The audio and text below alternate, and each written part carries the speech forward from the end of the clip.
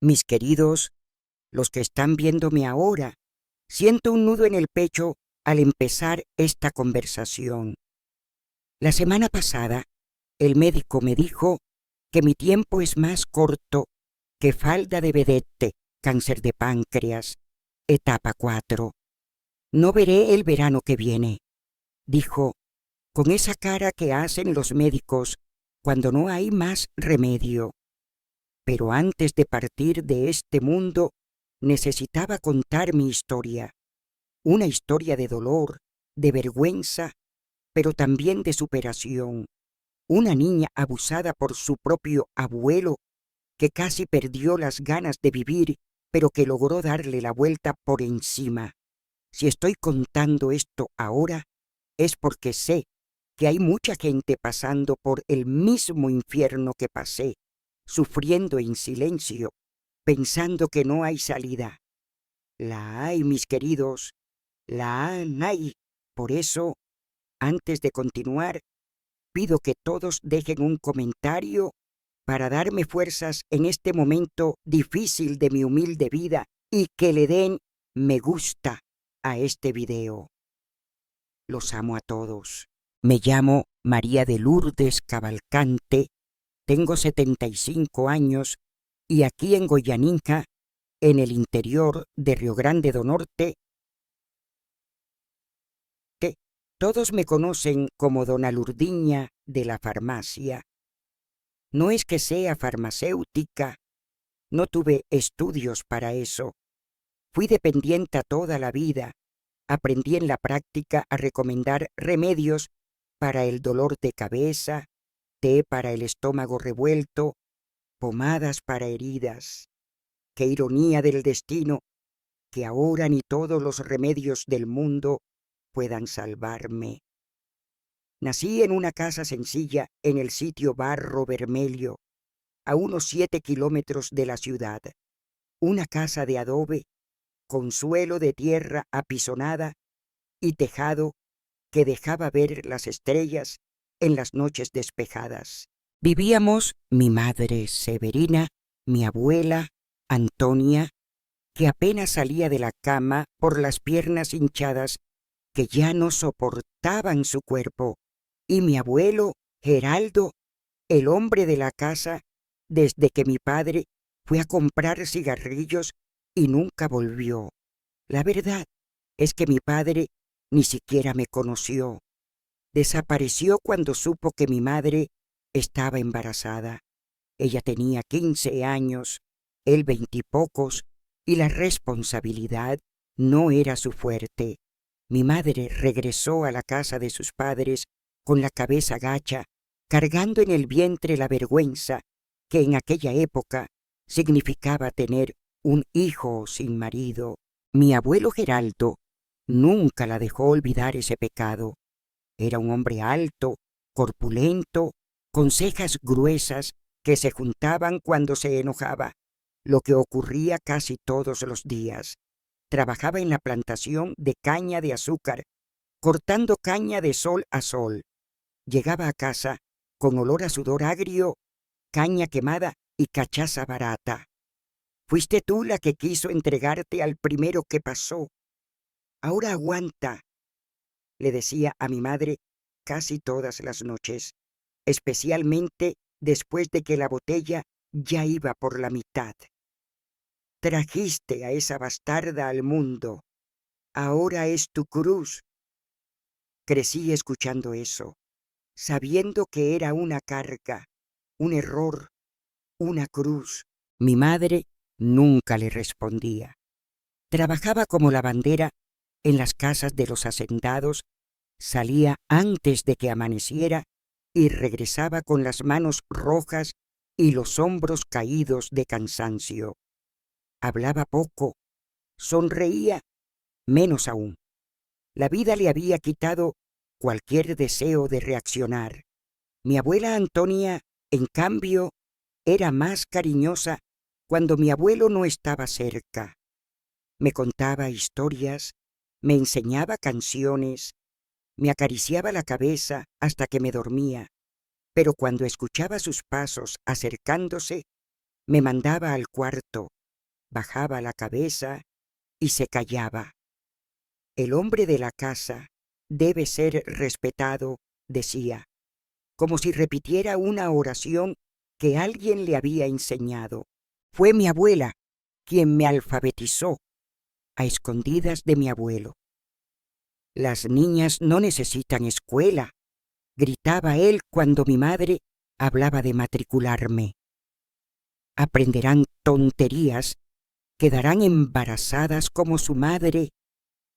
Así que mi abuela me enseñaba letras y números usando palitos en el suelo de tierra del patio, borrándolo todo cuando él llegaba.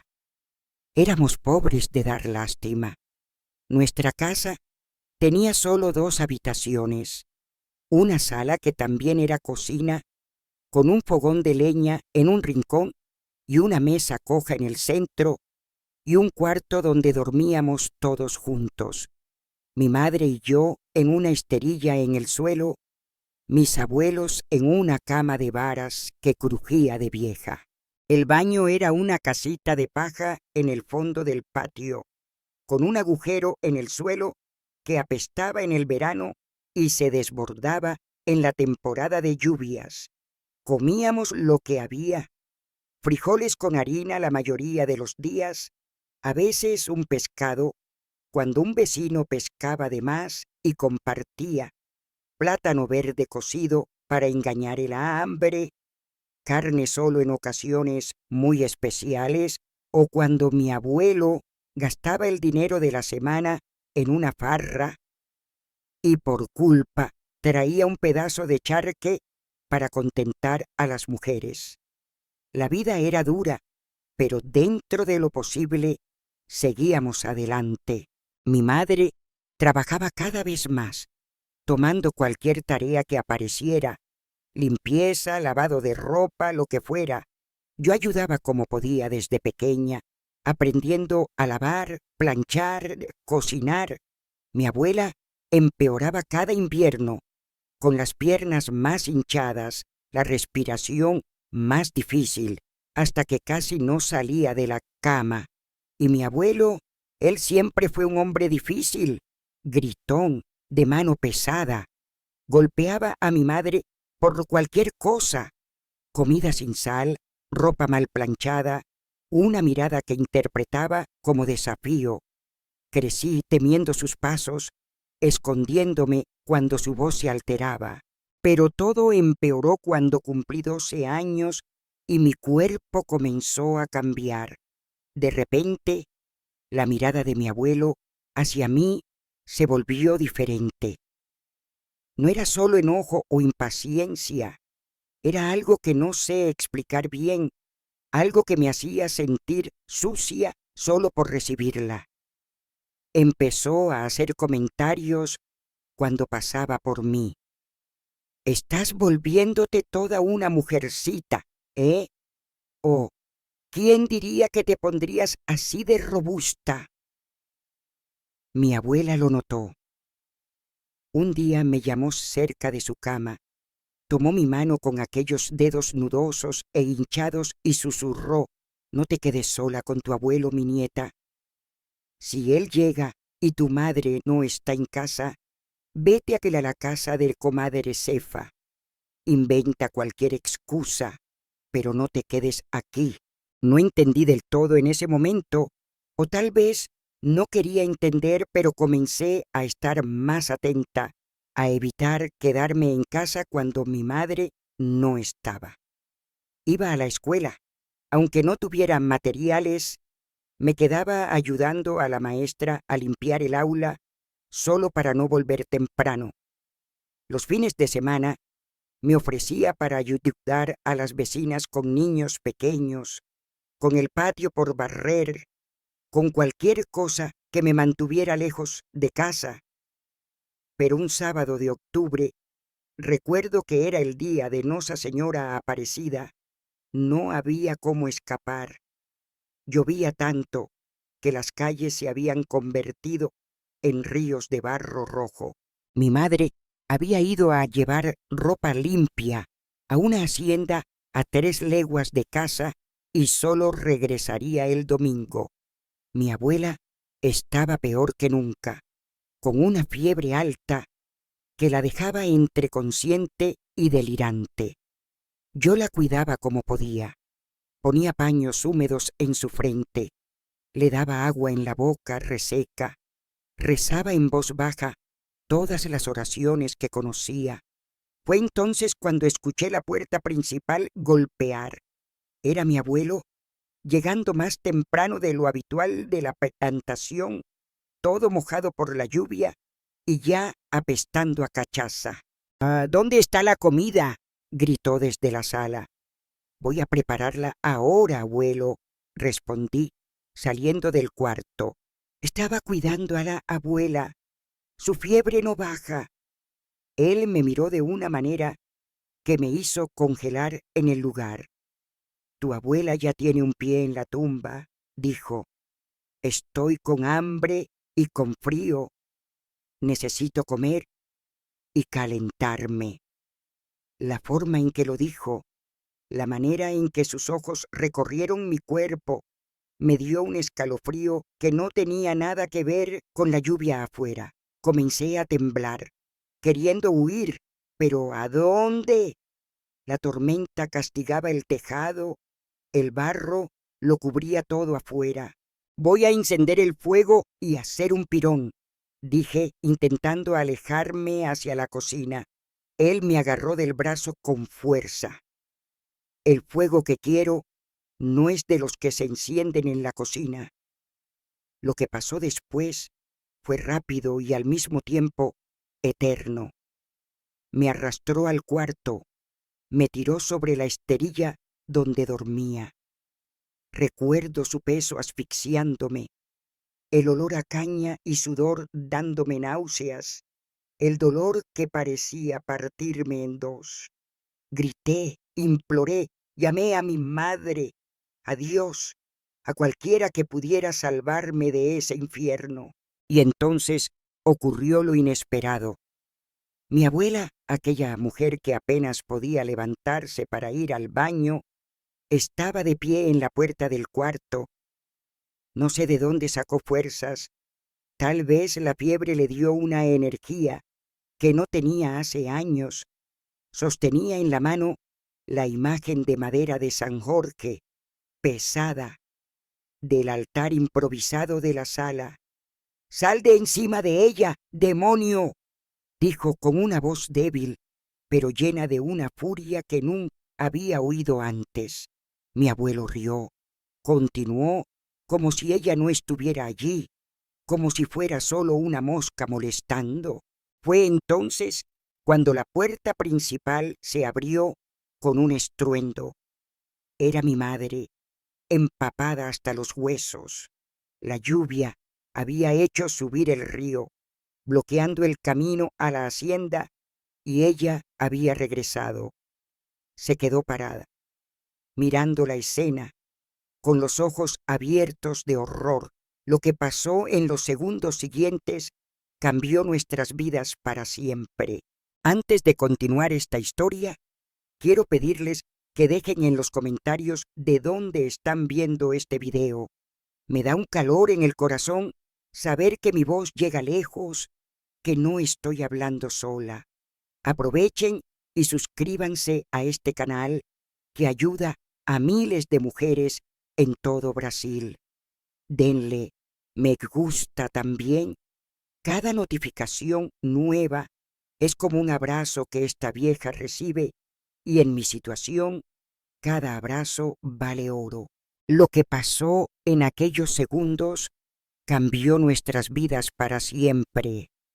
Mi madre, aquella mujer que nunca alzaba la voz, que siempre bajaba la cabeza, soltó un grito que no parecía humano, un grito que guardaba 20 años de humillación, miedo y sumisión, y se lanzó sobre mi abuelo. Saltó sobre su espalda con una fuerza que no parecía suya. Esa mujer frágil que pasaba el día fregando ropa en las piedras del río, clavó las uñas en su cuello, arrancando sangre.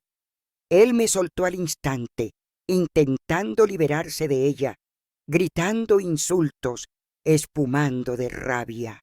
«¡Maldita, suéltame!», vociferaba, girando como un toro bravo para tirarla de su espalda.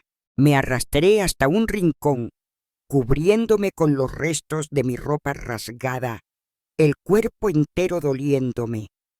Vi cuando mi abuelo logró arrojar a mi madre contra la pared. Ella cayó con fuerza, pero se levantó de inmediato, con un brillo en los ojos que nunca había visto antes. No era miedo, era una furia que venía de otro lugar. Mi abuela, aún sosteniendo la imagen de madera de San Jorge, estaba cerca de la puerta. Mi abuelo no la vio. Se volvió hacia mi madre, con el cinturón ya en la mano. «Ahora vas a ver lo que le pasa a una mujer que se mete donde no debe», gruñó. Fue entonces cuando mi abuela, aquella señora enferma que apenas podía caminar, golpeó la imagen de San Jorge en su cabeza con una fuerza esa que solo podía venir de Dios. El sonido fue horrible, un chasquido seco, como cuando se quiebra una rama gruesa de un árbol. Mi abuelo se quedó inmóvil por un segundo, como si no entendiera lo que había pasado. Luego cayó de lado como un árbol talado, derribando la mesa en el camino. Se hizo un silencio que parecía eterno, solo roto por la lluvia golpeando el tejado y nuestra respiración agitada.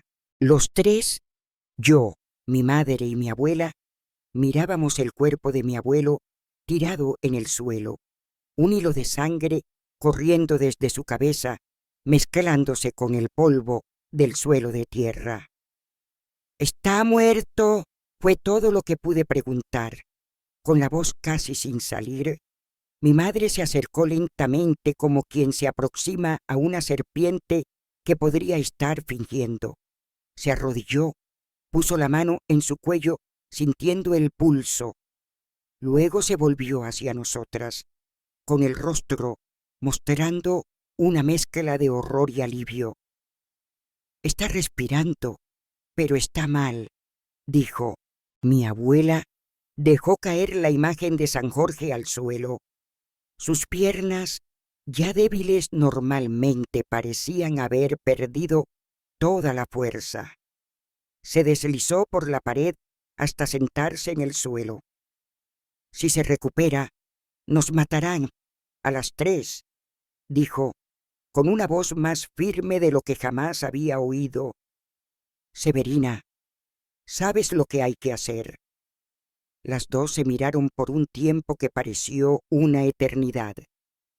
Algo pasó entre ellas en esa mirada, un entendimiento silencioso, una decisión que no necesitaba palabras. Mi madre asintió, respiró hondo y se volvió hacia mí. «Vete a la casa de comadre Cefa», dijo. «Di que tienes miedo de la tormenta, que pedimos que te quedes allí esta noche. No cuentes nada de lo que pasó aquí. Si preguntan por tu abuelo, di que salió antes de que la lluvia empeorara y no volvió». «Pero, mamá, ¿y tú y la abuela? ¿Qué van a hacer?», pregunté con el corazón acelerado. «Cuanto menos sepas, mejor. Será mejor para todas. Vete, hija. Confía en tu madre». Miré a mi abuela, buscando alguna señal de que debía quedarme, pero ella asintió, indicándome que obedeciera. Salí corriendo bajo la lluvia, sin importarme el barro, el agua que me empapaba hasta los huesos. Corrí como si el diablo estuviera detrás de mí, y, de alguna manera, lo estaba. Comadre Cefa era nuestra vecina más cercana, lo que aún significaba una buena caminata. Cuando llegué a su puerta, estaba chorreando agua, temblando, no sé si de frío, de miedo o del dolor que palpitaba entre mis piernas. «Misericordia, niña, ¿qué pasó?», preguntó. Conté la historia que mi madre había inventado, que tenía miedo de la tormenta, que la casa goteaba agua del tejado que me habían enviado para quedarme allí. Comadre Cefa no preguntó más. Me dio ropa seca de su hija, una joven que ya se había casado y mudado, y un caldo caliente de mandioca con carne seca. Luego me puso en una esterilla cerca del fogón de leña, donde aún había brasas calentando el ambiente. No dormí bien esa noche. Cada vez que cerraba los ojos, sentía el peso de mi abuelo, su olor, el dolor. Veía la imagen de San Jorge golpeando su cabeza, la sangre en el suelo. Me preguntaba qué habían hecho mi madre y mi abuela después de que me fui, si él había despertado, si las había matado, si ellas habían... Al día siguiente, la lluvia había parado. Un sol débil intentaba atravesar las nubes pesadas que aún cubrían el cielo. Me despedí de comadre Cefa, agradeciéndole la hospitalidad, y caminé de regreso a casa. Mis piernas parecían pesar toneladas. Cada paso era un esfuerzo enorme. Cuando llegué, encontré a mi madre barriendo el patio, como si fuera un día cualquiera. Su rostro estaba sereno, casi tranquilo. Cuando me vio, sonrió, una sonrisa pequeña, cansada, pero real. «Buenos días, hija. ¿Dormiste bien en lo de comadre Cefa?», preguntó. Miré a mi alrededor, buscando alguna señal de lo que había pasado la noche anterior. El patio estaba limpio. Dentro de la casa, el suelo había sido lavado. La mesa que se había caído estaba en su lugar. No había rastro de lucha, ni de sangre, ni de mi abuelo. «¿Dónde está él?» pregunté sin valor para decir su nombre. «Tu abuelo se fue. No va a volver», respondió mi madre con una firmeza definitiva que me hizo entender que no debía hacer más preguntas. Al menos no allí, no en ese momento. Entré en la casa, medio desconfiada, extrañando tanta calma. Mi abuela estaba en la cama, como siempre, con las manos temblorosas, sosteniendo un rosario. Cuando me vio, hizo una señal para que me acercara. «Mi nieta», susurró, «nunca más nadie te hará daño en esta casa, nunca más». Algo en su voz, en su mirada, me dijo que era verdad, que mi abuelo, donde quiera que estuviera, no regresaría para atormentarnos. «Necesitamos hablar», dijo mi madre, sentándose con nosotras en el cuarto. «Lo que pasó anoche no puede salir de estas paredes. Para todos, tu abuelo nos abandonó, como hizo tu padre. Se fue detrás de otra mujer, a otra ciudad. ¿Entendiste?». Asentí con la cabeza. «Y si preguntan por qué no se despidió, por qué no se llevó sus cosas». «Hombre, cuando decide irse con otra, se va como está», completó mi abuela. «Deja todo atrás. Eso fue lo que pasó. Y punto». Esa misma tarde, mi madre tomó las pocas ropas de mi abuelo y las arrojó a una fogata que hizo en el patio. Dijo que era para espantar la mala suerte. Cuando el fuego comenzó a apagarse, echó un puñado de sal gruesa sobre las brasas, murmurando palabras que no entendí. Un ritual para cerrar un capítulo, para limpiar la casa de su presencia. Los vecinos, por supuesto, preguntaron por mi abuelo. Mi madre contaba la historia que habían acordado con una convicción que hasta yo casi creía. Una muchacha de la plantación, joven, bonita, le dio la vuelta a la cabeza, decía, secándose una lágrima que no existía. Hombre, cuando llega a cierta edad, se ilusiona con ser joven otra vez, se va detrás de aventuras y deja a la familia. La gente lo creía fácilmente. No era la primera ni sería la última vez que un hombre abandonaba a su familia de esa manera. Nadie hacía más preguntas, solo movían la cabeza diciendo que era una lástima, ofreciendo ayuda si la necesitábamos. Los días fueron pasando. La ausencia de mi abuelo, en lugar de ser una pérdida, trajo una paz que nunca habíamos conocido. No había más gritos, ni golpes, ni miedo constante. La casa, aunque pequeña y pobre, parecía más grande, más luminosa, como si una sombra hubiera sido retirada de cada rincón. Por primera vez en la vida, vi a mi madre cantar mientras lavaba la ropa. Vi a mi abuela sonreír sin necesidad de esconderse. En cuanto a mí, las heridas del cuerpo fueron cicatrizando poco a poco. Las del alma, bueno, esas tomarían mucho más tiempo. Despertaba en medio de la noche gritando, sintiendo el peso de él sobre mí.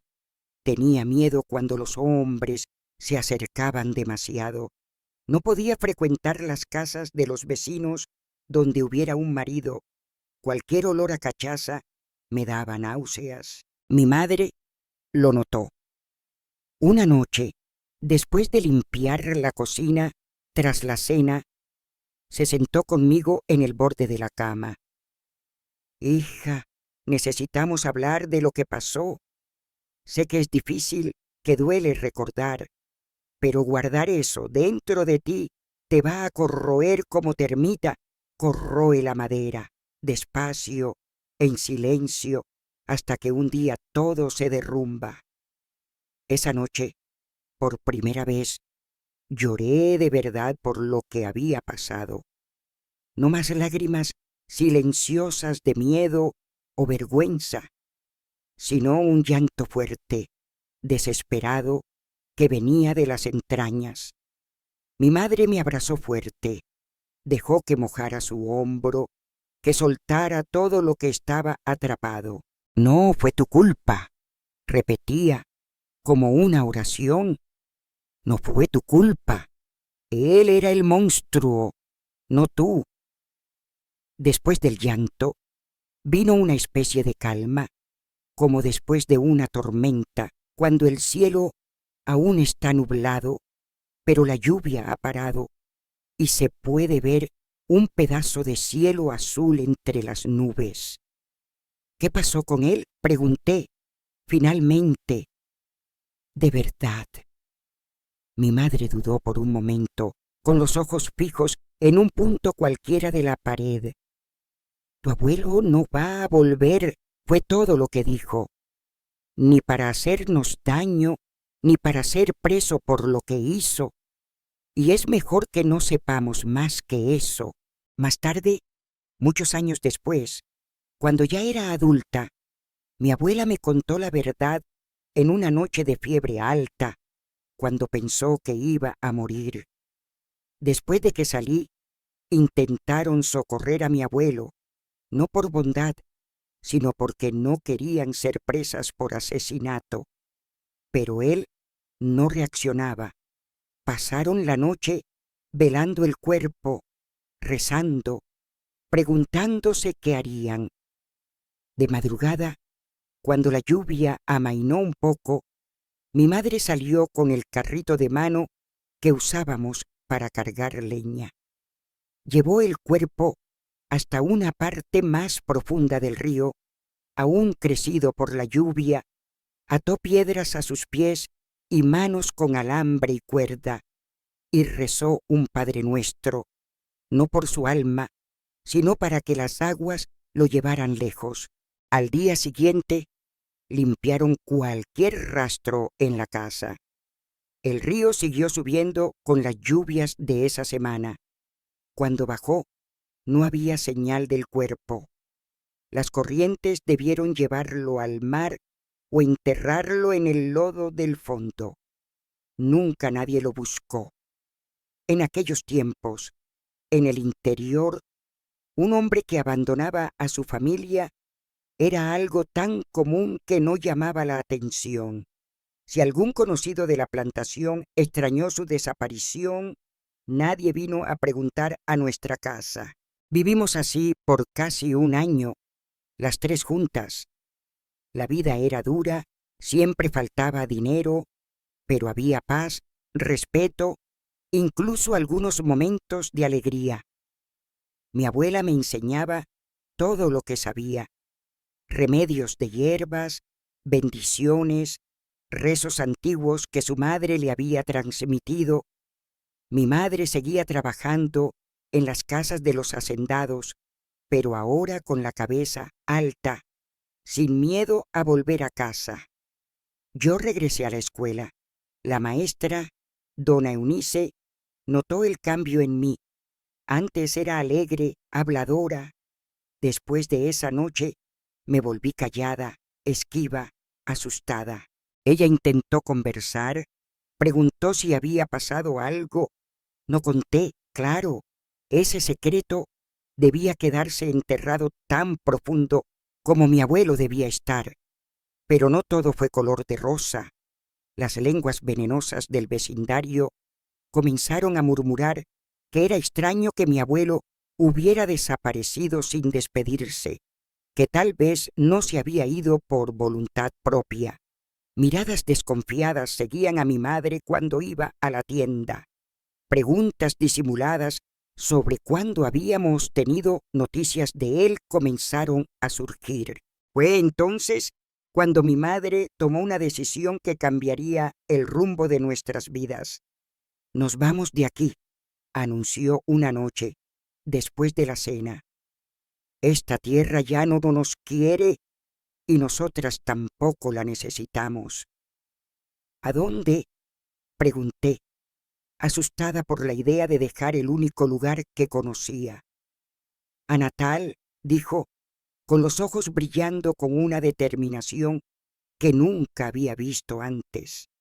«La capital, un lugar grande donde nadie nos conoce, donde podemos empezar de nuevo sin pasado, sin esta historia pesando en nuestras espaldas». Mi abuela, ya muy enferma en esa época, solo asintió. «Es lo mejor. Aquí las paredes tienen oídos y los oídos tienen bocas grandes». Y así, una mañana de marzo de 1974, recuerdo hasta hoy, porque fue justo cuando los militares tomaron el poder en el país, tomamos lo poco que teníamos: ropa vieja, ollas, el colchón de mi abuela, la imagen de Nuestra Señora, que ella había recibido en su bautismo, todo lo que cupo en una carreta prestada que un vecino más bondadoso nos ayudó a llevar hasta la terminal de autobuses de la ciudad. Dejamos atrás la casa de adobe, el patio donde había jugado en la infancia, el árbol de mango cargado de frutas. Dejamos a los vecinos curiosos, las preguntas sin respuesta, los murmullos maliciosos. Dejamos el río que se había llevado a mi abuelo y con él esa noche de horror. En la terminal, mi madre compró 3 boletos de ida a Natal.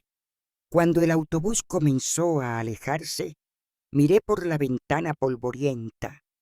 Vi el sitio Barro Vermelho volviéndose pequeño en la distancia, las casas de adobe confundiéndose con la tierra. Sentí un nudo en el pecho, una mezcla de alivio y miedo a lo desconocido. «No mires atrás, hija», susurró mi madre tomando mi mano. «Lo que pasó, pasó. De ahora en adelante, solo mira hacia adelante». En ese momento, cruzando la verja oxidada que marcaba el límite del sitio, no sabía qué nos esperaba. No sabía que la vida en la capital sería tan diferente, tan difícil y al mismo tiempo llena de posibilidades que ni soñaba existían. No sabía que mi abuela no resistiría más que unos meses en esa nueva vida. No sabía que estaba dejando atrás no solo un lugar, sino una versión de mí misma. La niña inocente que murió esa noche de lluvia, dando paso a otra marcada por el dolor, pero también por una fuerza que solo nace después de sobrevivir a lo imposible. Lo único que sabía era que fuera lo que fuera que viniera, sería mejor que lo que dejaba atrás. Y eso, en ese momento, era suficiente para darme valor para seguir el viaje. Llegar a Natal fue como desembarcar en otro planeta. Yo, que nunca había salido del sitio Barro Vermelho, me vi de repente en una ciudad grande, con edificios, asfalto, autos tocando bocina, gente corriendo por todos lados. Mis ojos de niña del interior no podían absorber tanta novedad a la vez. La primera semana nos quedamos en una pensión barata en Ribeira, cerca del puerto. Un cuartucho oscuro que compartíamos las tres, apretadas en una sola cama.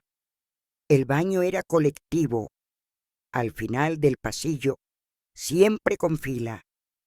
La comida venía de una marmita que mi madre traía del trabajo que encontró al segundo día, limpiadora en una casa de familia en el barrio de Petrópolis, donde vivían los ricos de la ciudad. Mi abuela empeoró con el cambio. El aire húmedo de la capital, mezclado con la contaminación de los autos y el humo de las fábricas, castigó sus pulmones ya débiles. Tosía día y noche, sin poder dormir. El reumatismo atacó con fuerza, hinchando aún más sus articulaciones deformadas. «No se preocupen por mí», decía cuando notaba nuestra preocupación. «Ya viví lo que tenía que vivir. Ayudé a sacarlas de ese infierno. Ahora puedo descansar en paz». Incluso enferma, fue ella quien me enseñó a moverme en la ciudad grande, cómo tomar el autobús sin ser engañada con el cambio, cómo reconocer a los tipos peligrosos que rondaban las esquinas, cómo estirar el poco dinero comprando al final de la feria cuando los precios bajaban. Mientras mi madre trabajaba, yo cuidaba de mi abuela y buscaba empleo. No fue fácil. Tenía solo 13 años, ningún estudio formal, ninguna experiencia. Las puertas se cerraban en cuanto me veían, una niña flaca del interior, con acento fuerte y ropa remendada. 3 meses después de llegar a Natal, conseguimos alquilar un barraco en la favela de Main Luisa. Era pequeño, pero al menos era nuestro, sin vecinos al otro lado de la pared, sin fila para el baño. Mi madre había sido promovida en la casa donde trabajaba, de limpiadora a cocinera. Ganaba un poco mejor, traía sobras de comida, a veces hasta ropa usada que me servía.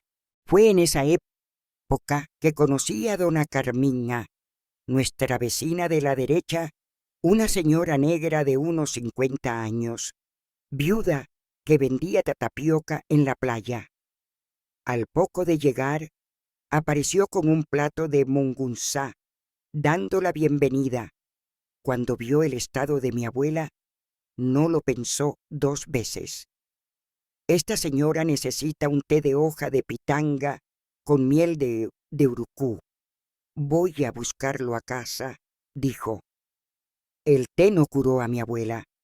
A esas alturas nada lo haría, pero alivió la tos. Le dio un poco de consuelo. Dona Carmiña pasó a venir todos los días, trayendo hierbas, rezos, cariño. Era partera en sus horas libres, conocía remedios para todo. Lo que los médicos hacen con bisturí, Yo lo hago con mis manos y mis plantas, decía orgullosa. Cuando le conté, sin entrar en detalles sobre lo que mi abuelo había hecho o cómo había desaparecido, lo que pasó en el sitio, dona Carmiña apretó mi mano con fuerza. Mujer no nació para ser saco de boxeo de hombre alguno. Tu madre y tu abuela hicieron lo que tenían que hacer ahora, a mirar hacia adelante y reconstruir. Fue ella quien me consiguió mi primer trabajo. Su hermana tenía un puesto de frutas en la feria de Alecrim y necesitaba ayuda. Pagaba poco, casi nada, comida, algunas monedas y sobras de frutas que llevaba a casa, pero era un comienzo. Me despertaba a las 4 de la mañana, ayudaba a montar el puesto. Pasaba el día gritando: «Miren el plátano, miren el mamón, fresquito, dulcecito». Regresaba al atardecer, con los pies hinchados de estar de pie, pero con algunas monedas en el bolsillo. Cada centavo que ganaba iba directo a una lata vacía de mermelada de guayaba que escondía bajo el colchón. Dinero de mujer debe estar escondido hasta de las hormigas, enseñaba dona Carmiña. Nunca sabes cuánto necesitarás huir o valerte por ti misma. Mi abuela partió una madrugada de domingo, 6 meses después de llegar a Natal. Fue en calma, en el sueño, sin sufrimiento, una bendición después de tanto padecer con dolores. Desperté con mi madre sollozando bajito junto a la esterilla donde dormía mi abuela. No necesito decir nada.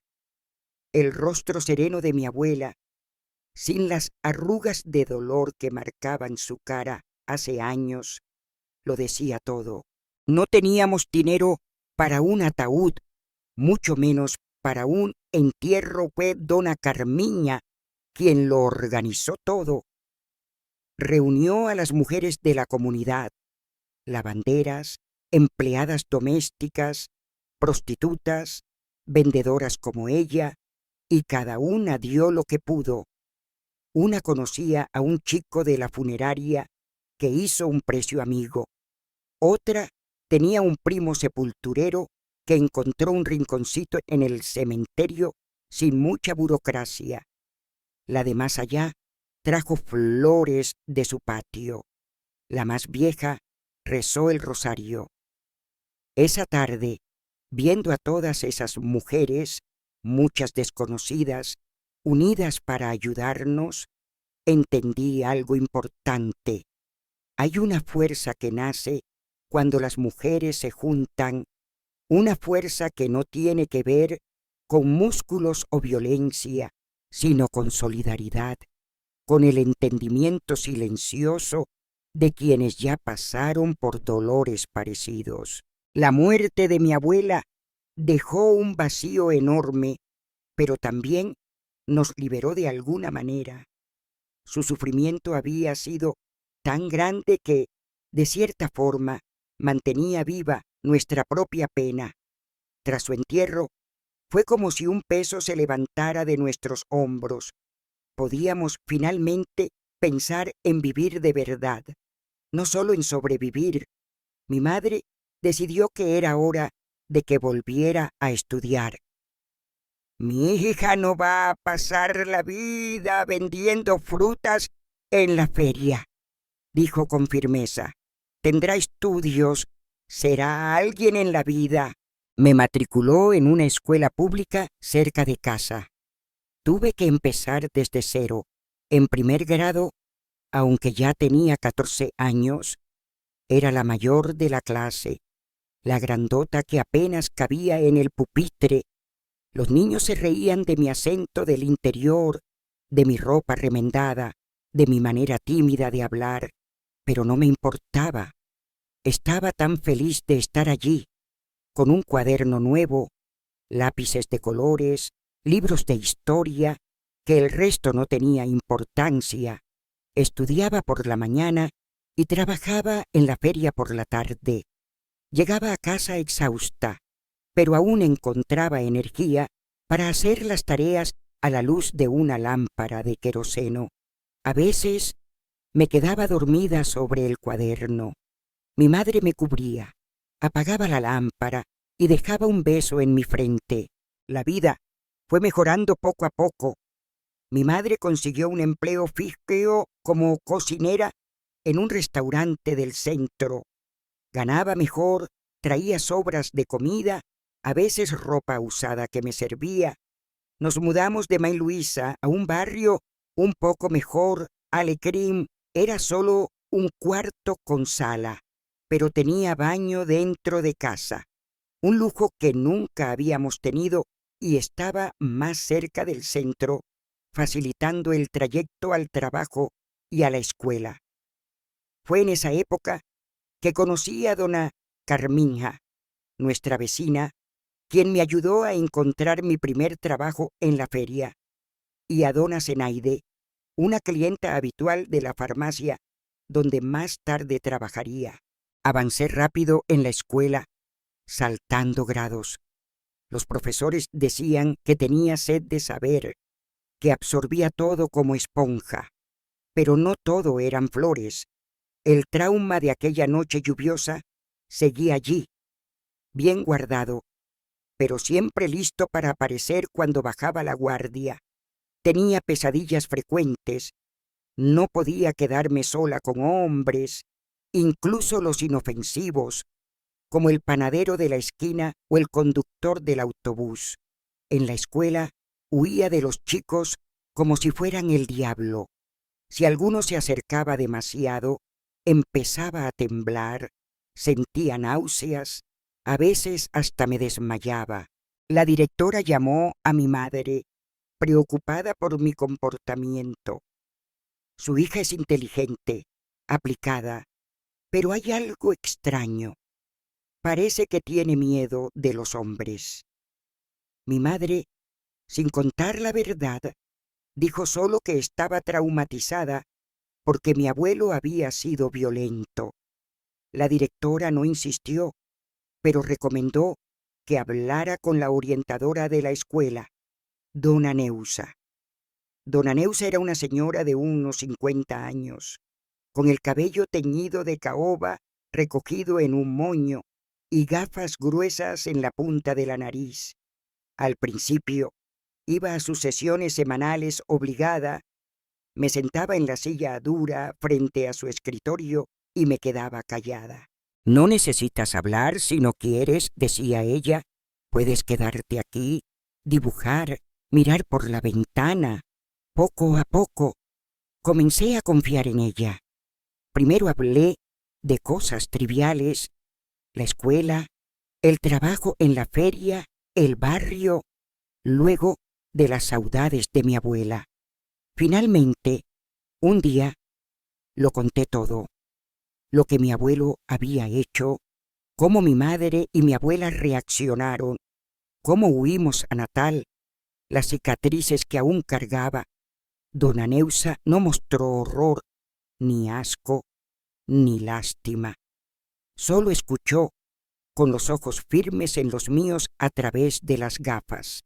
Cuando terminé, exhausta y aliviada por haber sacado ese peso de dentro de mí, ella tomó mis manos en las suyas. «María de Lourdes, lo que te pasó es terrible y nada lo borrará. Pero no estás sola. Nunca lo estuviste. Tu madre y tu abuela lo probaron esa noche, y estoy aquí para decirte que puedes tener una vida plena, feliz, sin dejar que ese monstruo siga destruyéndote desde dentro». Me prestó libros, no solo los de la escuela, sino novelas, poesías, historias de mujeres fuertes que enfrentaron dificultades y vencieron. Me mostró que el mundo era mucho más grande que el sitio Barro Vermelho, más grande incluso que Natal, que había posibilidades que ni soñaba. Transforma ese dolor en fuerza, me decía siempre. Úsalo para construir, no para destruir. A los 16 años ya estaba en el gimnasio, lo que hoy llaman enseñanza fundamental. Había dejado la feria y conseguido un empleo mejor como dependienta en una farmacia del centro. El dueño, Seu Adolfo, era un señor bondadoso que pronto notó mi interés por los remedios, los nombres complicados, las fórmulas. Niña, tú tienes talento para esto, decía cuando me veía leyendo las etiquetas de los medicamentos en los ratos libres.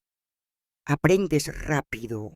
Comenzó a enseñarme lo básico de la farmacia, cómo organizar los medicamentos, reconocer genéricos, orientar a los clientes sobre dosis simples.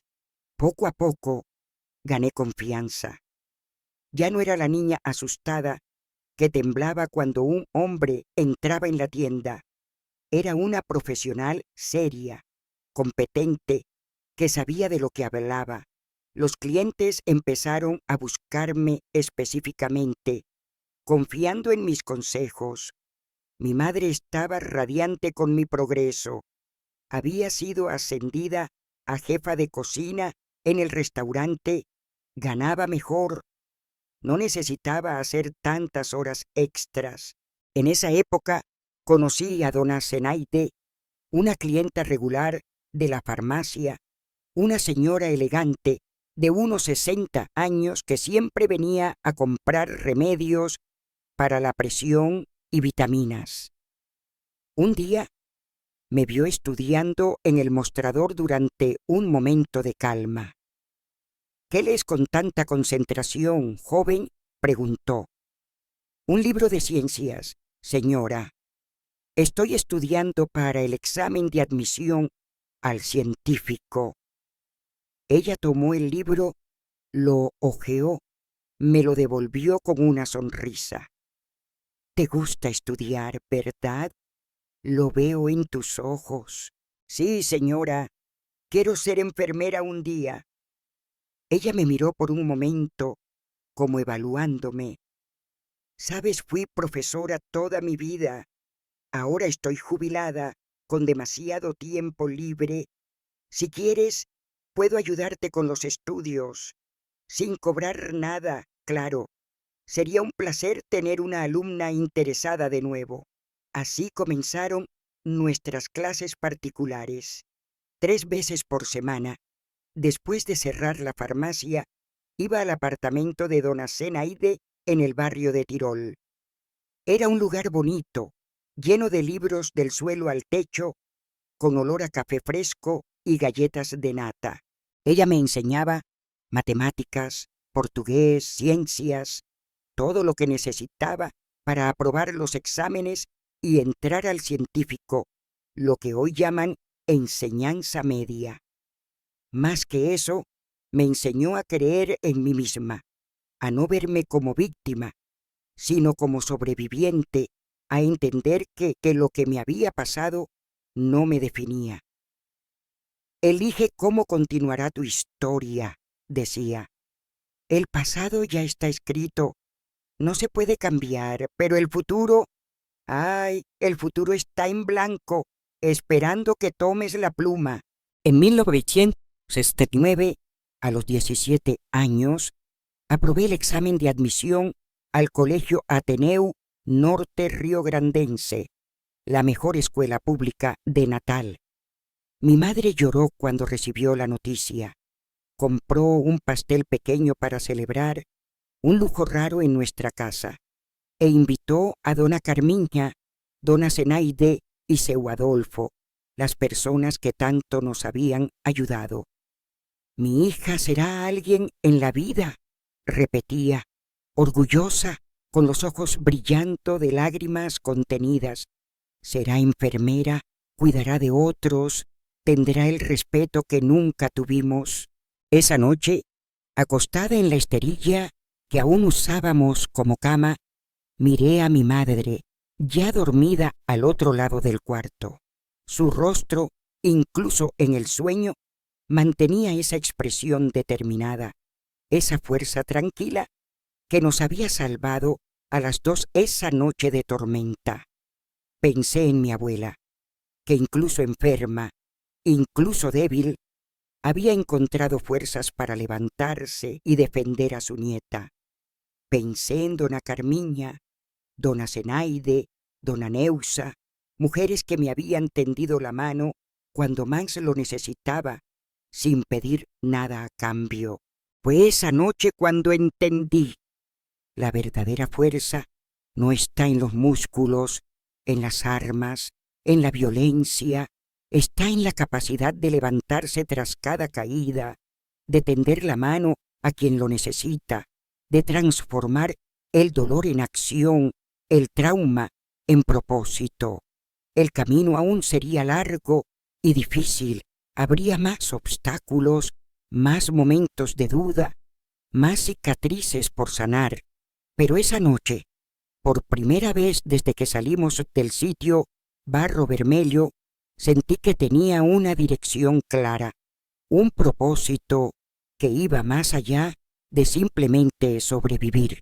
Quería convertirme en una sanadora, no de hierbas como dona Carmiña, ni de libros como dona Zenaide, sino alguien que entendiera el dolor de los demás porque lo conocía demasiado bien. Alguien que, tal vez, pudiera ayudar a otras niñas que habían pasado por el mismo infierno que yo. El futuro estaba en blanco, esperando que tomara la pluma, y estaba lista para empezar a escribir. En el colegio Ateneu enfrenté mi mayor desafío hasta entonces.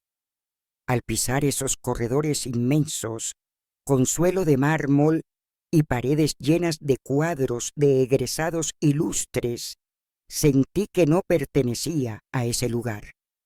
La mayoría de los alumnos venían de familias de clase media, con padres médicos, abogados, profesores. Yo era la hija de una cocinera, vecina de favela, que trabajaba en una farmacia para ayudar en casa. Los primeros días me sentaba siempre al fondo del aula, intentando hacerme invisible. No abría la boca, incluso cuando sabía la respuesta. Mi acento del interior aún marcaba mi habla y tenía pavor de convertirme en motivo de burla. Almorzaba sola en el rincón más alejado del patio con la marmita que mi madre preparaba de madrugada antes de ir al trabajo. Fue el profesor de biología, el doctor Antenor, quien primero notó mi potencial, un señor de unos 50 años, cabello canoso y voz calma, que me recordaba a mi abuelo, no al monstruo, sino al padre de mi madre, al que apenas conocí. Al devolver una prueba donde saqué la nota máxima, se detuvo en mi pupitre. Tienes un talento natural para las ciencias, María de Lourdes. No deberías esconderlo en el fondo del aula. Al día siguiente, me trajo un libro prestado, Introducción a la Anatomía Humana. Devoré esas páginas como quien lee una novela de amor. Por primera vez, entendí cómo funcionaba esa máquina compleja que es el cuerpo humano. Me fascinaba especialmente el sistema nervioso, cómo señales eléctricas podían crear pensamientos, sentimientos, recuerdos. Tal vez porque quería entender qué había pasado en mi propio cerebro tras el trauma, por qué aún despertaba sudando en la noche, por qué temblaba cuando los hombres se acercaban demasiado. Con el estímulo del doctor Antenor, comencé a participar más en las clases. Poco a poco, gané confianza. Al segundo año, ya no me sentaba al fondo. Hacía preguntas, respondía cuando los profesores preguntaban, incluso me ofrecía para resolver ecuaciones en el pizarrón en las clases de matemáticas. No es que todo fuera fácil. Había compañeros que se burlaban de mi origen humilde, de mi manera tímida de hablar, de mi ropa sencilla. Un grupo de chicas ricas, en especial, parecía disfrutar humillándome en los pasillos. Mire, de que era la caipira de la farmacia. Nos va a recetar té de hierbas y dreira matuta. Se reían al pasar. Al principio, bajaba la cabeza y seguía adelante, tragándome el llanto. Pero un día, cansada de ser pisoteada, me detuve en medio del pasillo y encaré a la líder del grupo, Patricia, hija de un médico famoso de la ciudad. ¿Sabes cuál es la diferencia entre tú y yo, Patricia? Tú naciste con todo listo. Yo tengo que luchar por cada migaja. Así que sí, trabajo en una farmacia con orgullo y seguiré subiendo en la vida mientras tú seguirás siendo solo la hija de papá. El pasillo entero se quedó en silencio. Patricia, roja de rabia o vergüenza, nunca supe, dio media vuelta y se fue. Desde ese día no volvieron a meterse conmigo. No nos hicimos amigas, claro, pero al menos gané un respeto silencioso. En 1971 terminé el primer año del científico con las mejores notas de la clase. Seu Adolfo, viendo mi interés creciente por la farmacia, comenzó a enseñarme cosas más avanzadas. Cómo preparar pomadas simples, jarabes para la tos, tinturas de hierbas. Mezclaba el conocimiento científico que aprendía en el colegio con la sabiduría popular que había heredado de mi abuela y aprendido con dona Carmiña. Los clientes comenzaron a buscarme específicamente, confiando en mis consejos. En esa época conocí a Carlos. Era estudiante de medicina, estaba en tercer año y frecuentaba la farmacia para comprar material para las clases prácticas, alcohol, gasas, medicamentos básicos. Al principio, apenas podía mirarlo a los ojos. Incluso después de años, aún tenía pavor a los hombres jóvenes, especialmente si mostraban algún interés por mí. Pero Carlos era diferente, educado, respetuoso, siempre mantenía una distancia adecuada, nunca hacía comentarios inapropiados. Cuando notó mi interés por la medicina, comenzó a traerme libros usados de las materias que ya había cursado. Tú entiendes más de esto que muchos de mis compañeros de facultad, comentó un día, después de oírme explicar a un cliente anciano cómo tomar correctamente los remedios para la presión alta.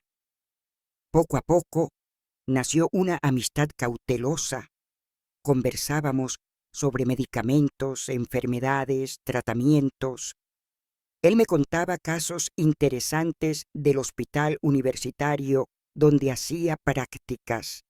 Yo compartía los conocimientos de hierbas que había aprendido de mi abuela y dona Carmiña. Mi madre, siempre desconfiada de cualquier hombre que se acercara a mí, quiso conocerlo. Lo invitó a un café en casa un domingo, preparó un pastel de maíz, puso el mantel bordado, regalo de una antigua patrona, y vigiló cada movimiento suyo. «Me gusta», sentenció después de que Carlos se fue. «Tiene respeto en la mirada». Viniendo de mi madre, que había aprendido a desconfiar de los hombres de la peor manera, eso era el mayor elogio posible. En 1972 terminé el científico. La graduación fue un momento de gloria. Yo, hija de una empleada doméstica, sin padre, venida del interior, recibiendo un diploma de honor al mérito como mejor alumna de la clase. Desde el público Mi madre lloraba silenciosamente, demasiado orgullosa para aplaudir. A su lado, dona Zenaide, dona Carminca y seu Adolfo, que cerró la farmacia temprano para la ocasión. Para mi sorpresa, Carlos también estaba allí, con flores en la mano. El sueño de la facultad de medicina parecía aún muy lejano. Era carísima, incluso la pública era difícil de ingresar y necesitaba trabajar. Pero había otro camino. El curso técnico de enfermería en el hospital universitario, que solo requería el segundo grado completo y se ofrecía en horario nocturno, permitiéndome seguir en la farmacia durante el día. Hice el examen y aprobé en primer lugar. Cuando las clases comenzaron, en marzo de 1973, ya tenía 21 años, mucho mayor que la mayoría de mis compañeras, chicas de 17 o 18 años recién salidas del colegio, pero tenía más experiencia práctica por mi trabajo en la farmacia, lo que me daba cierta ventaja. El curso era exigente, clases teóricas por la noche, prácticas los fines de semana. Dormía poco, estudiaba en el autobús, en los descansos del trabajo, en cualquier momento libre, pero no me importaba. Cada nuevo conocimiento me acercaba al sueño de ser enfermera, de ayudar a personas que sufrían. En el segundo año comencé a hacer prácticas en la sala de ginecología y obstetricia. Fue allí donde encontré mi verdadera vocación: cuidar de mujeres, especialmente las más vulnerables. Me daba un propósito que iba más allá de la profesión.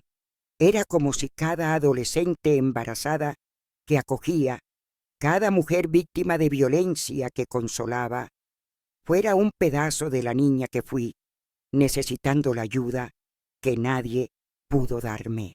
Un caso en particular marcó profundamente esa etapa. Una niña de 14 años, embarazada de 7 meses, llegó al hospital con claros signos de golpiza. El marido, un hombre de casi 40 años, la había comprado a su padre por una moto y un saco de harina en el interior. Cuando intentó escapar, él la golpeó hasta casi matarla. La médica de guardia, la doctora Teresa, una mujer de temperamento fuerte y lengua afilada, se enfureció al ver el estado de la niña. Expulsó al marido de la sala a gritos, amenazó con llamar a la policía, hizo todo lo posible para proteger a la paciente. Me impresionó su coraje, su determinación por defender a esa niña. Después de estabilizar a la chica y dejarla internada para observación, la doctora Teresa me llamó a su consultorio. «Tú tienes talento para esto, María de Lourdes. Vi cómo cuidaste a esa niña, cómo lograste calmarla cuando nadie más podía». «Solo hice mi trabajo, doctora», respondí. «Hiciste más que eso. Tienes algo especial, empatía verdadera. Eso no se enseña en ninguna facultad». Fue ella quien me animó a especializarme en la atención a mujeres víctimas de violencia. En esa época no existía esa especialización formal, pero ella me orientó, me prestó libros, me permitió acompañar casos delicados que llegaban al hospital. En 1975 me gradué del curso técnico, una vez más con honores. Tenía 23 años y una oferta de empleo en el propio hospital universitario, en la sala de ginecología y obstetricia. El salario no era de los mejores, pero tenía contrato fijo, plan de salud, estabilidad. Mi madre y yo pudimos realizar un sueño: comprar una casita propia pequeña pero nuestra, en el barrio de Quintas. 2 cuartos a la cocina, un patiecito donde ella plantaba hierbas y especias, recordando un poco el sitio que dejamos atrás. Carlos también se graduó ese año, comenzando su residencia en pediatría. Nos veíamos siempre que nuestros horarios lo permitían. A veces cenábamos juntos en el comedor del hospital, exhaustos tras turnos largos. Otras veces paseábamos por la playa de Ponta Negra en las raras folgas que coincidían. Fue un proceso lento, lleno de altibajos. Había días en que podía tomar su mano sin temblar, otros en que el solo pensamiento de intimidad me provocaba pánico. Carlos nunca me presionó, nunca me exigió nada. Siempre respetó mi tiempo. En 1977, tras casi 2 años de esa amistad, que ya era más que amistad pero aún no tenía nombre, me pidió que fuera su novia oficialmente. Había terminado la residencia. Fue contratado como pediatra en el mismo hospital donde trabajaba. Me trajo flores, margaritas, mis favoritas, y me llevó a cenar a un restaurante sencillo pero bonito junto al mar. «No necesitas responder ahora», dijo tras hacer el pedido. «Sé que es un paso difícil para ti. Piensa con calma». No necesité pensar. Por primera vez en la vida tenía certeza absoluta de algo relacionado con un hombre. «Sí», respondí, sorprendiéndonos a ambos con la rapidez. «Pero tendrás que tener paciencia conmigo, mucha paciencia». Él sonrió con esa calma que solo él tenía. «Paciencia es lo que no me falta, María de Lourdes. Esperé casi 2 años solo para poder tomar tu mano sin que temblaras. Puedo esperar todo el tiempo que sea necesario para el resto». Nuestra relación fue un proceso de sanación para mí. Cada pequeño gesto de cariño, un beso en la frente, los dedos entrelazados, un abrazo breve, era una victoria sobre el trauma. Cada barrera que lograba derribar era celebrada, no como una concesión que le hacía a él, sino como una liberación que conquistaba para mí misma. Mi madre, siempre protectora, tardó en aceptar completamente la relación. No era por Carlos, le gustaba desde el principio. Era por el miedo a verme herida otra vez, a verme revivir el trauma. «Hombre es bicho traicionero, hija», decía cuando estábamos solas. «Parece manso, pero puede cambiar en cualquier momento. Tu abuelo también fue cariñoso con tu abuela al principio, según lo que ella me contaba». «Carlos es diferente, mamá. Lo sé aquí dentro», respondía, señalando el corazón. «Y si no lo es, usted misma me enseñó a ser fuerte. Ya no soy esa niña asustada del sitio Barro Vermelho». En 1978, tras un año de noviazgo, nos comprometimos. Fue una ceremonia sencilla en casa, solo con los amigos más cercanos. Dona Carmiña, ya muy anciana, pero aún haciendo las mejores tapiocas de la ciudad. Dona Zenaide, que se había convertido casi en una segunda madre para mí. Seu Adolfo, que cerró la farmacia temprano para la ocasión. Carlos me dio un anillo sencillo, lo que podía comprar con su salario aún modesto de médico recién graduado, pero para mí valía más que cualquier diamante. Representaba no solo un compromiso entre nosotros, sino mi propia victoria sobre el pasado. Ese mismo año logré otro sueño: ingresar a la Facultad de Enfermería. El hospital tenía un programa de becas para empleados prometedores y mi jefa, la doctora doctora Teresa insistió en recomendarme. Estudiaba por la mañana, trabajaba por la tarde y principios de la noche. Era agotador, pero cada nuevo conocimiento adquirido me daba más herramientas para ayudar a mujeres heridas como yo lo había sido. Todo parecía, por fin, encajar en mi vida.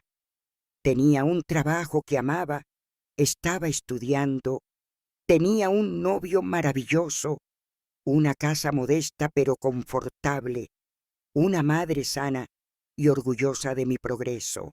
Las heridas del pasado seguían allí, cicatrices que nunca desaparecerían del todo, pero ya no sangraban con cada roce, ya no definían quién era o en qué podía convertirme. Pero el destino, ese novelista impredecible, aún tenía sorpresas guardadas para mí. Lo que pasó en febrero de 1979 cambiaría una vez más el rumbo de mi vida, poniendo a prueba todo lo que había aprendido sobre fuerza, sanación y superación. Febrero de 1979 comenzó como cualquier otro mes de verano en Natal. Calor sofocante, un sol que parecía querer freírnos vivos, playas abarrotadas de turistas del sur. Estaba en el segundo semestre de la Facultad de Enfermería, equilibrándome entre los estudios, el trabajo en el hospital y los preparativos para la boda, marcada para diciembre de ese año. Cansada, pero más feliz de lo que nunca había estado. Fue un martes, lo recuerdo como si fuera hoy. Llegué a casa tras un turno agotador en obstetricia, 3 partos complicados en una sola noche. Encontré a mi madre sentada en el porche, mirando al vacío, con un papel arrugado en la mano.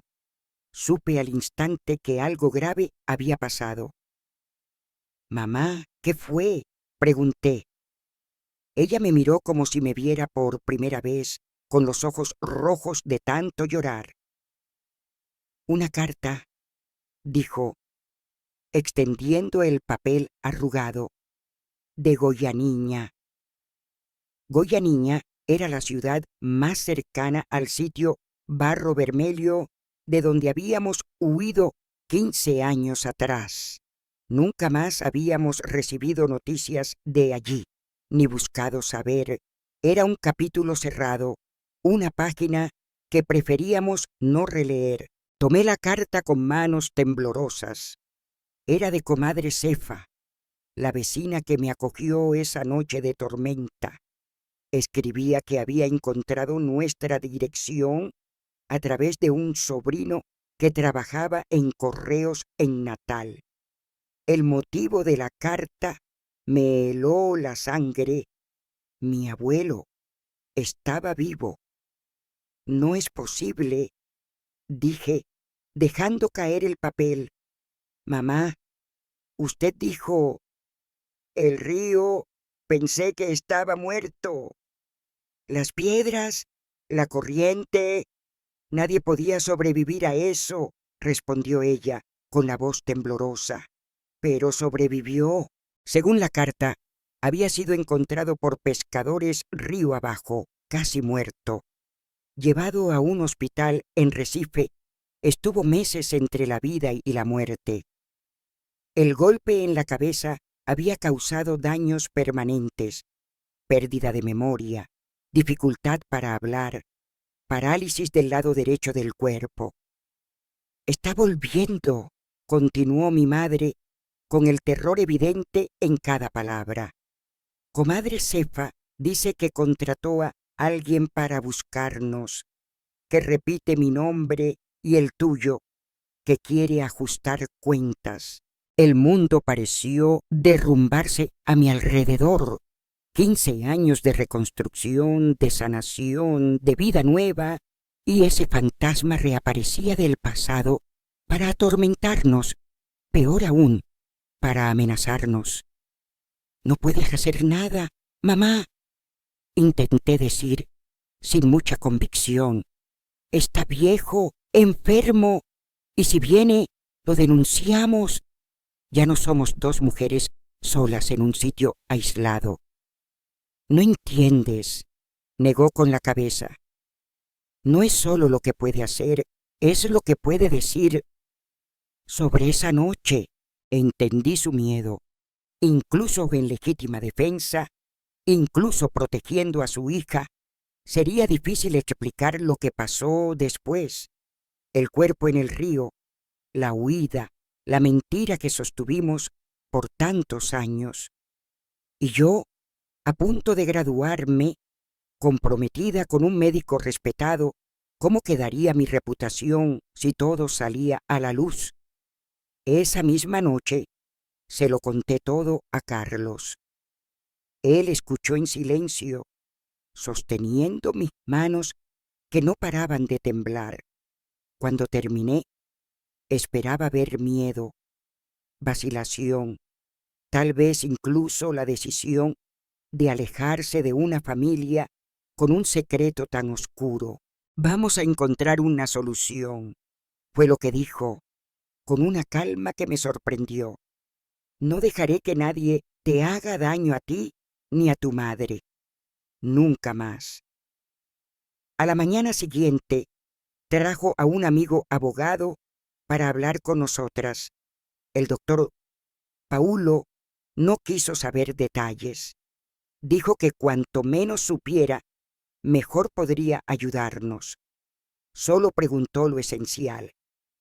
¿Hubo abuso? ¿Hubo amenaza a la vida? ¿La reacción fue proporcional a la amenaza? Tras nuestras respuestas, concluyó: si su abuelo aparece con acusaciones, tenemos una defensa sólida, legítima defensa de la honra y la vida. El problema será explicar por qué no buscaron a la policía en ese momento. En esa época, en ese lugar, la policía no era opción para mujeres pobres, respondió mi madre con amargura. Dirían que fue su culpa, que lo provocó, que lo merecía. El abogado asintió, comprendiendo. Esperemos que sea solo el delirio de un viejo enfermo y que nunca aparezca. Pero si lo hace, llámenme de inmediato. Las semanas siguientes fueron de tensión constante. Cada golpe en la puerta, cada rostro desconocido en la calle, nos ponía en alerta. Mi madre apenas dormía, sobresaltándose con cualquier ruido. Volví a tener los viejos pesadillas, despertando sudada en la noche, reviviendo el terror de esa noche de lluvia. Carlos fue mi roca en ese período. Pasó a dormir en casa con frecuencia, en el cuarto de huéspedes, claro, respetando las costumbres de la época. Su presencia traía algo de seguridad, la certeza de que ya no estábamos solas. Pasaron 2 meses sin noticias. Comenzamos a relajarnos, a pensar que tal vez todo había sido solo un susto, hasta que una tarde de abril, volviendo de la facultad, encontré a un señor parado en la verja de mi casa, viejo, flaco, apoyado en un bastón, con el lado derecho del rostro caído por una parálisis evidente. Por un segundo no lo reconocí. El tiempo y la enfermedad habían transformado completamente a aquel hombre alto y fuerte que poblaba mis pesadillas. María de Lourdes, dijo, con una voz pastosa, difícil de entender. Mi nieta. Me congelé en el lugar. El mundo pareció detenerse. Allí estaba él, el monstruo de mis pesadillas, la sombra que había oscurecido mi infancia, el hombre que había destruido mi inocencia. Pero ahora no era más que un viejo enfermo, casi indefenso. ¿Qué quieres?, logré preguntar, con la voz temblando menos de lo que esperaba. Hablar, solo hablar. respondió. No sé de dónde saqué el valor, pero abrí la verja y lo dejé entrar. Tal vez era la seguridad de estar en mi territorio, en mi casa, adulta y no una niña indefensa. O tal vez era simplemente la necesidad de cerrar ese capítulo de una vez por todas. Nos sentamos en el porche, yo en una silla, él en un banco de madera, manteniendo la distancia, con los ojos fijos en él, lista para correr si fuera necesario, pero parecía no tener fuerzas ni para levantarse sin ayuda del bastón. Pensé que estabas muerto en el río, dije finalmente, rompiendo el silencio pesado. Casi muero, respondió, con la mano buena acariciando el bastón. Perdí mucho esa noche, memoria, fuerza, todo. ¿Qué viniste a hacer aquí? ¿Amenazar? ¿Denunciar? Porque si es eso, puedes irte. No te tenemos miedo. Él negó con la cabeza, un movimiento lento, cansado. Vine a pedir perdón. Esas 3 palabras me tomaron totalmente desprevenida. De todas las cosas que imaginé que podría decir, esa nunca se me había pasado por la cabeza. ¿Perdón? Repetí, incrédula. ¿Crees que un simple perdón borra lo que hiciste, lo que intentaste hacerme, el infierno que hiciste pasar a mi madre y a mi abuela? No, respondió, con los ojos fijos en el suelo. Nada lo borra, lo sé. Entonces, ¿por qué viniste? Porque estoy muriendo, tosió, un sonido áspero, doloroso. Cáncer de pulmón. Pocos meses, dijeron los médicos. No quería irme sin decirlo, sin pedirlo. Me quedé en silencio, observando a aquel hombre roto frente a mí. El odio que esperaba sentir no llegó. En su lugar, una extraña mezcla de lástima e indiferencia. Ya no tenía poder sobre mí. Era solo un viejo moribundo, cargado de remordimientos tardíos. No puedo perdonarte, dije finalmente. Ni siquiera tengo ese derecho. El perdón tendría que venir de la niña que era esa noche. Y ella ya no existe. Tú la mataste. Él asintió lentamente. Lo entiendo. Lo que hice no tiene nombre, no tiene excusa, no tiene perdón. Lo sé. Si viniste para limpiar tu conciencia antes de morir, lo siento. No puedo darte esa paz. Él levantó los ojos hacia mí por primera vez. No merezco paz. Solo vine porque necesitaba decirlo, para que supieras que reconozco al monstruo que fui. Nos quedamos en silencio por un tiempo que pareció eterno. El sol se ponía en el horizonte, pintando el porche con tonos anaranjados. Desde dentro de la casa llegaba el olor de la cena que mi madre preparaba, ajena a la visita que teníamos. Mi madre no puede verte aquí, dije finalmente. Sería demasiado para ella. No vine por ella, vine por ti, respondió. Hizo un esfuerzo para levantarse, apoyándose pesadamente en el bastón. No molestaré más. Solo quería que supieras que nunca las acusé. Cuando me preguntaban qué había pasado, decía que caí al río, borracho. Mi culpa. No respondí. Lo acompañé hasta la verja, manteniendo la distancia, como quien escolta a un intruso fuera de casa. Antes de irse, se volvió una última vez. «¿Te pareces a tu abuela?», dijo, con la voz casi un susurro. Ella siempre fue más fuerte que yo. Y así se fue, arrastrándose por la acera, apoyado en el bastón, una figura patética que en nada recordaba al monstruo de mis pesadillas. Me quedé mirando hasta que dobló la esquina y desapareció con un torbellino de emociones contradictorias atravesándome como olas. No le conté a mi madre sobre la visita. Ya había sufrido demasiado, no necesitaba que ese fantasma resurgiera en su vida. Solo se lo conté a Carlos, que me abrazó en silencio mientras lloraba, no de dolor o miedo, sino de alivio. Un ciclo se cerraba, una herida antigua que, aunque nunca sanaría del todo, finalmente dejaba de sangrar. 3 meses después, recibimos la noticia. Mi abuelo había muerto en un hospital de caridad en Recife, solo, sin familia, sin nadie que le tomara la mano en sus últimos momentos.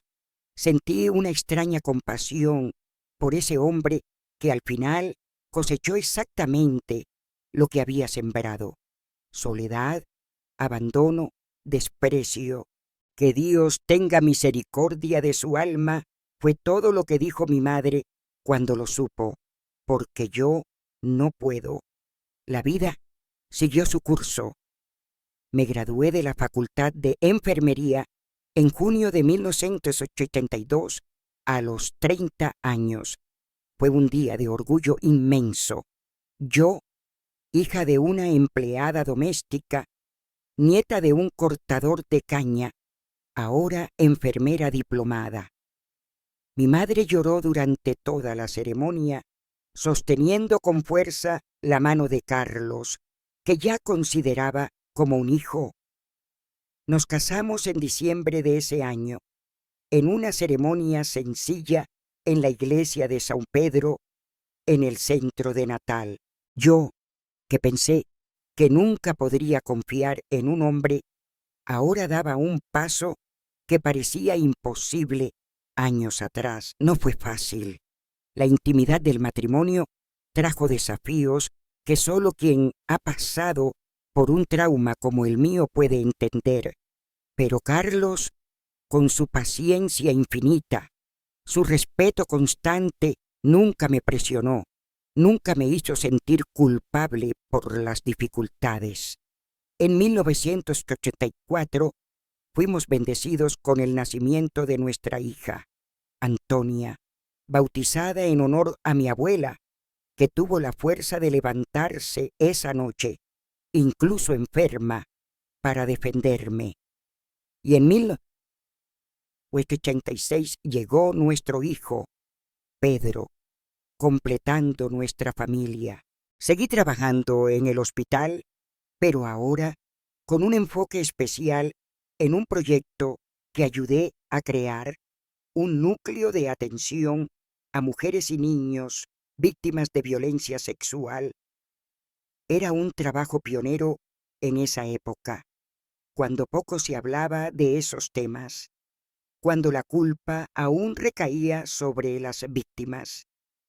Mi experiencia personal, que por tantos años fue una herida abierta, ahora se transformaba en un instrumento para sanar otras heridas. Mi madre vivió con nosotros hasta el final, ayudando a criar a los nietos, disfrutando por fin de la paz y la seguridad que mereció toda la vida. Partió serenamente en 1998 a los 72 años, víctima de un derrame cerebral fulminante. Hasta su último día mantuvo esa fuerza silenciosa, esa dignidad que ni los peores momentos pudieron quitarle. Los años pasaron, los hijos crecieron, siguieron sus caminos. Antonia se convirtió en médica, como su padre. Pedro eligió el derecho, especializado en la defensa de mujeres víctimas de violencia. Ambos conocen mi historia. Decidí que no habría secretos, no en esa nueva generación. Entenderían desde pequeños el valor del respeto, del consentimiento, de la dignidad. Carlos y yo envejecimos juntos, viendo nacer a los nietos. construyendo una vida que, a pesar de las cicatrices iniciales, fue rica en amor y logros. Él se jubiló en 2005, tras años dedicados a la pediatría. Yo continué unos años más hasta que el cansancio y la edad me hicieron parar también. Y ahora, a mis 75 años, este mismo destino que dio tantas vueltas en mi vida me presenta su último desafío, el cáncer de páncreas que en pocos meses me llevará. Es irónico que sea el mismo mal que mató a mi abuelo tantos años atrás, como si, de alguna manera, nuestros destinos estuvieran atados por un hilo invisible que ni el tiempo ni la distancia pudieron cortar. Pero, a diferencia de él, no parto sola. Tengo a mi familia a mi alrededor, el amor de mi marido que envejeció conmigo, mis hijos, mis nietos. Tengo la conciencia tranquila de quien, a pesar de las heridas, eligió no convertirse en herida, de quien transformó el dolor en propósito, el trauma en fuerza, para ayudar a otros. Si cuento esta historia ahora, no es para causar lástima ni para recibir elogios por una fuerza que sinceramente no sé de dónde vino. La cuento porque sé que ahí fuera, tal vez viendo este video en este mismo momento, hay niñas y mujeres pasando por el mismo infierno que pasé, sufriendo en silencio, pensando que no hay salida, que no merecen algo mejor, que la culpa es suya. A ustedes, mis queridas, quiero decirles, hay salida, hay renacimiento, hay sanación, tal vez no completa, pero suficiente para construir una vida digna, feliz, plena. No es fácil, no es rápido, no es mágico. Es un proceso de días, meses, años, a veces toda una vida, pero es posible. Yo soy prueba viva de ello. Mientras me preparo para partir de este mundo, llevo conmigo la certeza de que, a pesar de todo, logré florecer en un terreno que estaba hecho solo de espinas. Logré transformar veneno en remedio. La niña asustada del sitio Barro Vermelho, la adolescente que llegó a Natal con nada más que la ropa puesta y las cicatrices del alma, logró convertirse en mujer, madre, profesional, una persona que, me atrevo a decir, marcó una diferencia en este mundo. Si esta historia tocó tu corazón, por favor, deja tu comentario, dale me gusta a este video y suscríbete al canal. Cada suscripción nueva es un incentivo para que otras mujeres como yo encuentren el valor para compartir sus historias, para romper el silencio que protege a los abusadores y culpa a las víctimas. Y no subestimes las arrugas visibles, las mujeres que sobrevivieron a guerras particulares que el mundo nunca reconoció, pero que merecen ser escuchadas y honradas. Mi tiempo aquí se acaba y me despido con un sentimiento de misión cumplida. Las heridas que ni el tiempo logró borrar completamente sirvieron para algo mayor, mostrar que es posible florecer incluso entre espinas, que el peor abuso, la peor violencia, la peor traición no define quiénes somos, a menos que lo permitamos. Gracias por acompañarme en este viaje, mis queridos. Espero que esta historia haya tocado sus corazones como tocó el mío al vivirla. Dime en los comentarios qué te inspiró de este relato. ¿Qué harías tú en mi lugar? Quiero saberlo todo. Y si sientes que esta historia merece ser compartida, no olvides darle me gusta y unirte a nuestro canal. porque las historias de coraje como esta son las que nos recuerdan que incluso en la oscuridad siempre hay una luz esperando para brillar. Gracias a todos por ver el video. Suscríbete al canal para ver más de nuestros videos.